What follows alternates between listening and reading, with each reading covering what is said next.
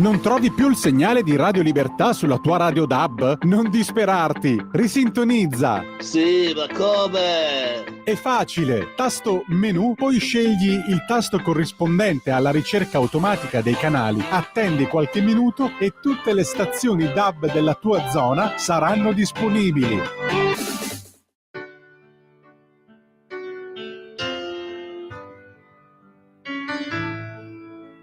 Va ora in onda Liberamente, variazioni e scorribande con Giovanni Sallusti. Eccomi qua.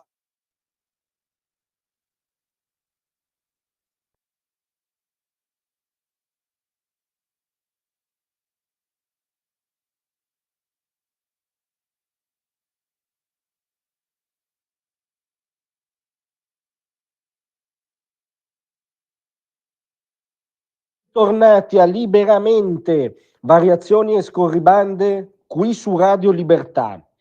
Allora stamattina vorrei parlarvi del vice Elli al secolo Maurizio Landini, formalmente segretario generale della CGIL.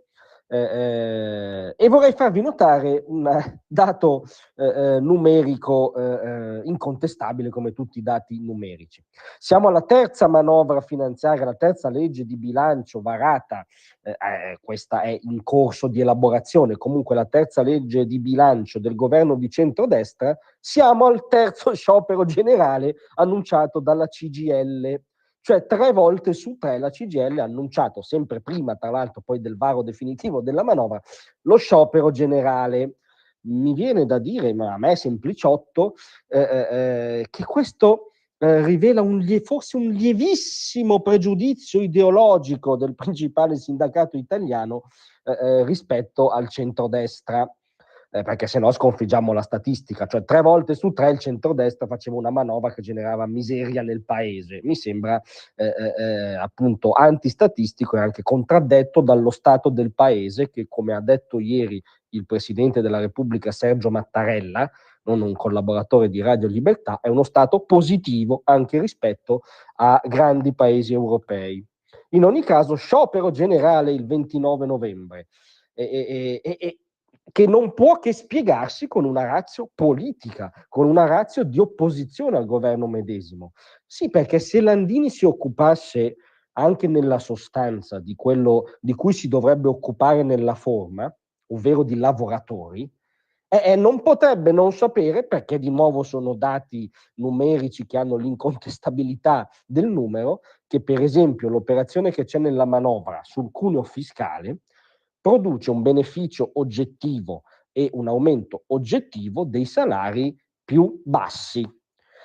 Nella fattispecie, perché vogliamo essere puntigliosi, se Landini è un politico, convoca grandi manifestazioni. Qui, ripeto, siamo più sempliciotti. Questa operazione sul cuneo fiscale per i redditi fino a 25.000 euro produce un aumento netto in busta paga di 1.750 euro l'anno. Per quanto riguarda i redditi tra i 25.000 e i 35.000 euro l'anno, il beneficio netto stimato è di, sempre cifre nette, 2.450 euro l'anno. Per i redditi che vanno tra 35.000 e 40.000 l'effetto sarà di 2.400 euro netti l'anno. Quindi aumenti oggettivi che coinvolgono i salari più bassi, in teoria quella fascia di lavoratori che dovrebbe interessare a un segretario della CGIL. Poi è la panacea di tutti i mali, è il Bengodi della classe lavoratrice italiana? Ovviamente no, ovviamente una manovra che peraltro avviene in un contesto europeo internazionale anomalo in senso negativo. Basti ricordare che ci sono 2 guerre, una alle porte d'Europa, una in Medio Oriente. Però nelle condizioni date è una manovra realistica che per esempio genera benefici per i lavoratori con salari più bassi e quindi perché questo sciopero generale, se la logica di Landini fosse davvero quella dell'interesse del lavoratore? Crediamo che le parole definitive le abbia detto di nuovo non un collaboratore di Radio Libertà, ma il segretario della CISL, Luigi Sbarra. Cito i passaggi più salienti.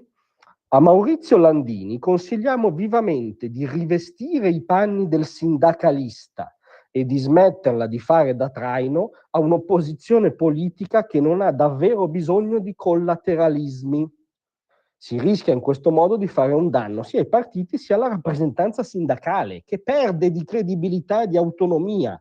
Perde di credibilità e di autonomia. Caro Landini, le egemonie non esistono più, se non per chi se le autoinfligge. È una lezione di sindacalismo contemporaneo che il segretario della CISL dà a Landini. A Landini crediamo non interesserà, perché Landini non vuole fare il sindacalista, non vuole tenere come baricentro le ragioni e le battaglie per i lavoratori. Landini vuole fare quello che dice Sbarra, cioè collateralismo rispetto all'opposizione di sinistra. È a tutti gli effetti il vice Elli. Contento lui. Grazie a tutti, vi aspetto stasera alle 18.